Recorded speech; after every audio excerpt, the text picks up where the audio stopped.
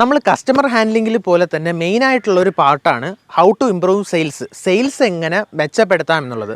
നമ്മൾ ഇപ്പോൾ ഒരു കസ്റ്റമർ വെറും 499 അല്ലെങ്കിൽ 500-600 രൂപയുടെ മെയിൻ ഒരു ബേസിക് വാഷ് എടുത്താൽ നമ്മൾ ആ കസ്റ്റമറിന് പോയി വാഷ് ചെയ്ത് കൊടുത്തിട്ട് വരുമ്പോൾ നമുക്ക് ആ ഒരു പെർ വർക്കിൻ്റെ എമൗണ്ട് എന്ന് പറഞ്ഞാൽ 500 600 ആയിരിക്കും. അത് പെർ ഡേ ആകുമ്പോൾ ചിലപ്പോൾ 3000 4000 ആയിരിക്കും.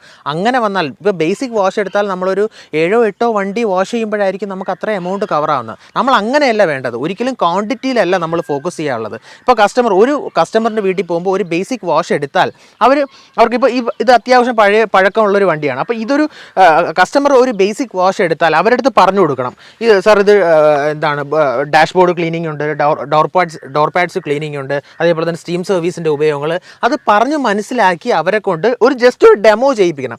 ഇപ്പോൾ ലെതറൊക്കെ ഇതിനകത്ത് ക്ലീനിങ് ഉള്ളതാണ്. അപ്പോൾ ലെതറിൻ്റെ ജസ്റ്റ് ഒരു ഹാഫ് പോർഷൻ ചെയ്ത് കാണിച്ചു കൊടുക്കണം. അപ്പോൾസറി ആണെങ്കിൽ അപ്പോൾസറിയുടെ ജസ്റ്റ് ഒരു ഹാഫ് പോർഷൻ ചെയ്ത് കൊടുക്കണം. ഡാഷ്ബോർഡിലും ഉണ്ട് ക്ലീനിങ്. ഇപ്പോൾ നമ്മൾ ഇല്ലാത്ത വർക്ക്സ് എടുപ്പിക്കുന്നതിലല്ല കാര്യം. ഒക്കെയുള്ള വർക്കുകളിലും ഇങ്ങനെയുള്ള കാര്യങ്ങളിൽ വർക്ക് കാണും.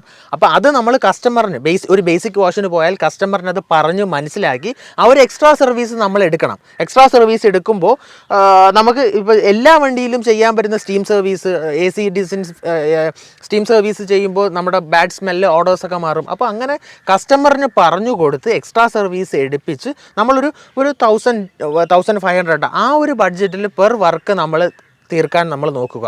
ഇത് നമ്മളുടെ ബിസിനസ്സിനും നല്ലതാണ്, അതേപോലെ തന്നെ കസ്റ്റമറിനും സാറ്റിസ്ഫാക്ഷനാണ്.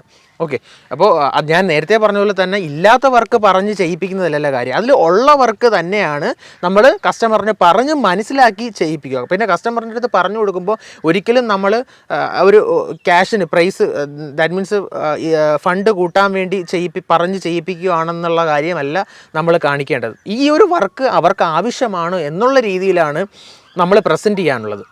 അപ്പോൾ ഈ ഒരു കാർ എന്ന് പറയുമ്പോൾ നേരത്തെ കാണിച്ചതുപോലെ തന്നെ അത്യാവശ്യം പഴക്കമുള്ള കാറാണ്. അതായത് ഇതിൽ ലെതർ ക്ലീനിങ് കസ്റ്റമേഴ്സിന് ഇപ്പോൾ ചെറിയൊരു വാഷിങ്ങിന് പോവുകയാണെങ്കിൽ ലെതർ ക്ലീനിങ് ഹാഫ് പോർഷൻ ചെയ്ത് കാണിച്ചു കൊടുക്കണം. അപ്പം ഇതിൻ്റെ ഹാഫ് പോർഷൻ കാണുമ്പോൾ അവർക്ക് മനസ്സിലാവും. അതേപോലെ തന്നെ ഡാഷ്ബോർഡ്, ഡോർ പാഡ്സിൽ ഉള്ള ചെളികൾ, കാര്യങ്ങൾ അതെല്ലാം ചെയ്ത് കാണിച്ചു കൊടുക്കണം. AC സ്റ്റീമിങ്, പിന്നെ അതേപോലെ തന്നെ പോളിഷിങ്ങിൻ്റെ ബെനിഫിറ്റ്സ്, വാക്സിങ്ങിൻ്റെ ബെനിഫിറ്റ്സ്, ഇതെല്ലാം കസ്റ്റമേഴ്സിന് പറഞ്ഞ് മനസ്സിലാക്കി കൊടുക്കണം. ഒരു ഹാഫ് പോർഷൻ ചെയ്ത് കാണിച്ചു കൊടുക്കണം. ഒരിക്കലും ജസ്റ്റ് ഒരു ബേസിക് വാഷിന് പോയി നമ്മൾ ആ വർക്ക് കംപ്ലീറ്റ് ചെയ്തിട്ട് വരരുത്. അത് നമ്മളുടെ ബിസിനസ്സും ഒരിക്കലും ഇമ്പ്രൂവ് ആവത്തില്ല, നമ്മളുടെ വർക്കിൻ്റെ സ്കിൽസും ഒരിക്കലും ഇമ്പ്രൂവ് ആവത്തില്ല.